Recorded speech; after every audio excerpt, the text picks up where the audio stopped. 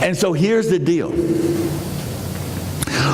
Whenever something happens to you, and you are offended, and you are hurt, and you're angry, and you're mad, and those feelings arise within you to do something about that. You hurt me, I'm going to hurt you. You do this to me, I'm going to do this to you. I'm going to quit, I'm going to leave, whatever I'm going to do, I am going to react out of this offense in order because I'm justified in doing it. Instead of that, if you will act out of love and forgiveness and kindness and turn the other cheek and go with them 2 miles and do something out of love, what you do is this. You change evil to good, hate to love. You change the economy of this world and you make it a better place. Why? Because when you return evil for evil, you multiply that evil. You do this to me, I'm going to do something to you. What have you done? Have you stopped the evil? No, you've multiplied it, right? And when you think about it, is that not the problem with this world? The retaliation? One country does something, the other country retaliates, then that country retaliates, and pretty soon we have full-scale war. And it's not just with nations, it's with people. You do this to me, I'll do this to you, I'm going to do something back, I'm going to get mad, I'm going to do this, and here we go. But if you will stop that cycle and say, wait a minute, I'm not going to do that. I'm not going to be offended, I'm not going to be hurt, I'm not going to be angry. I am going to love you back, even though you gave me hatred. Then I've changed the economy. I've turned hate into love, suffering into forgiveness. And I've changed the way the world looks. Why? Because I acted out of love, not out of hate and anger. And you change your world. You change your relationships. You change everything when you do that. Okay, let's go back to Luke. Let's go back to Luke, the first chapter.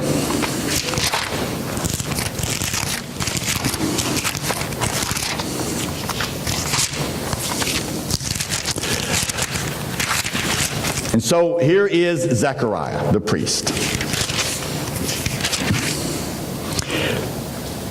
Even though they were childless, even though God had not given them children, they remained blameless. They did the right thing. They didn't get mad at God. They didn't turn their back on God. They didn't get offended at God. They didn't say, God, well, you didn't do this to me, so I'm going to quit. They did the right thing, regardless of what God had done or what they thought he had done. Once when Zechariah's division was on duty and was serving as priest before God, he was chosen by lot, meaning that they drew his name out of the hat, according to the custom of the priesthood, to go into the temple of the Lord and burn incense. Now, there were thousands and thousands of priests. And so this opportunity would only come once in his lifetime. He had never done this before. He will never do it again. This will be the only chance he would have to go and do this priestly duty. Because there were thousands of priests, they wanted everyone to have a chance to do it. And so you were chosen by lot. And once you were chosen, you never did it again. And so by Luke telling us he was chosen this time, he had never done this before. It's the only time to ever do it. He was chosen by lot, by chance. Just coincidence? Just the luck of the draw? Just happened to pull out Zechariah's name? Is that true? Was it a coincidence? Was it just the luck of the draw that at this moment in time, at this conjunction of the stars, that his name is chosen to go and serve as priest? No. When time for burning incense came, as the assembled worshipers were praying outside, an angel of the Lord appeared to him, standing at the right side of the altar of incense. When Zechariah saw him, he was startled and was gripped with fear. But the angel said to him, "Don't be afraid, Zechariah. Your prayer has been heard." What prayer? What prayer is he talking about? Your prayer for a baby. We're old. We quit praying that a long time ago. God hears your prayer. He hears your prayer. And in His time, to His glory, He will answer your prayer at the appropriate time. Your wife Elizabeth will bear you a son. You are to call him John. He will be a joy and delight to you. Many will rejoice because of his birth. For he will be great in the sight of the Lord. He is never to take wine or fermented drink. And he will be filled with the Holy Spirit even before he is born.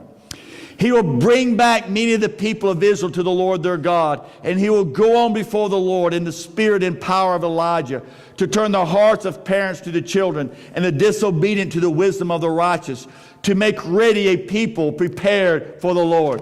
And so God looks at his watch and he says, "Gabriel, it is time.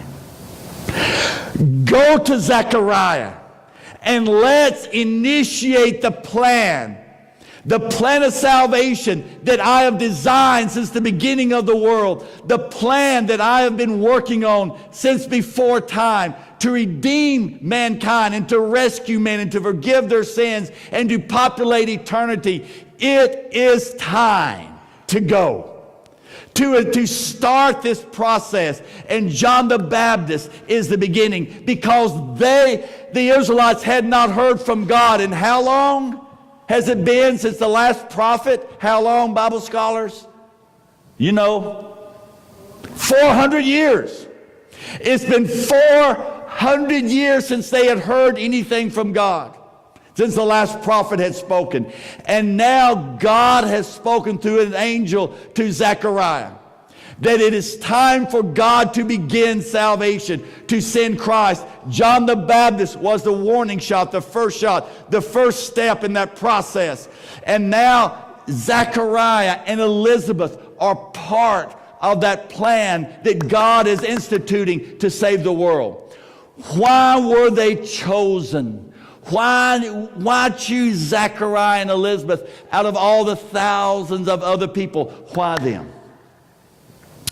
Because despite the disappointment of being childless, despite the discouragement, they remained faithful to God and did the right thing.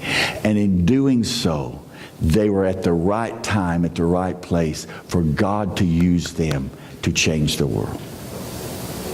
You see what I'm saying? Because they did the right thing.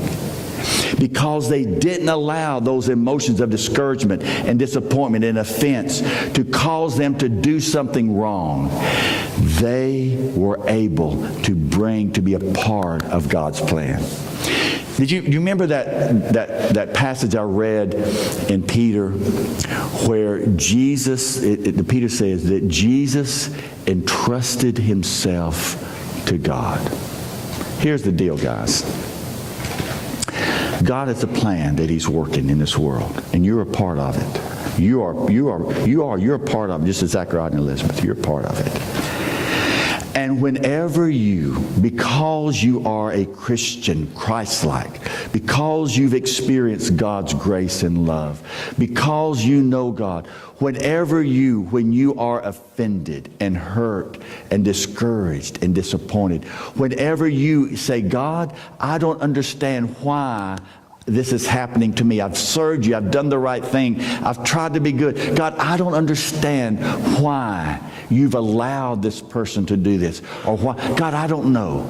But God, I am going to remain faithful and true to you. And I am going to do the right thing. I'm not going to react out of anger and offense. I am going to act out of love and kindness and forgiveness. And when you do that, God uses that action to bring healing and peace and love to the world. And that's the truth. you will be offended. Right? Will you? Absolutely. You'll be offended. This week, probably more than one time, you'll be disappointed, discouraged, hurt, anger. Somebody will do something to you. And you have a choice, an opportunity at that time, either to increase the evil in the world or to say, no, I'm going to bring good out of this. I'm going to bring something right. I am going to choose to serve God and to bring healing to this situation by choosing to do the right thing. And when you do, God uses you. Now, you can't do this on your own. You don't have the ability because you're human. But God, through His Spirit, through His power, can work through you and help you to heal those relationships. Do you believe that? Edith Taylor was married to Carl for 23 years. They lived in Washington State, and he traveled a lot in business. And one of his business trips took him to Japan. And he stayed for a long, long time. And at first the letters came frequently, then less frequently, and then they stopped altogether. And then the letter came. And she'll never forget opening this letter and reading it. Dear Edith, I don't know any way to tell you but this. We're divorced, and I am marrying my Japanese servant girl who is expecting my child. I'll never see you again. You can have all of our assets in the States. I'm staying in Japan. She was offended. She was mad. How dare he take 23 years of my life and throw it away? How dare he do that to me? But then she thought, I still love Carl. And I am going to not allow this hate to consume me. So she wrote back and says, Carl, I forgive you. Please stay in touch. Let me know what's happening in your life. A few months later, another letter came. He says, I'm dying of cancer. Will you take my wife and child to the States and take care of them, since I'll no longer be able to do that? What?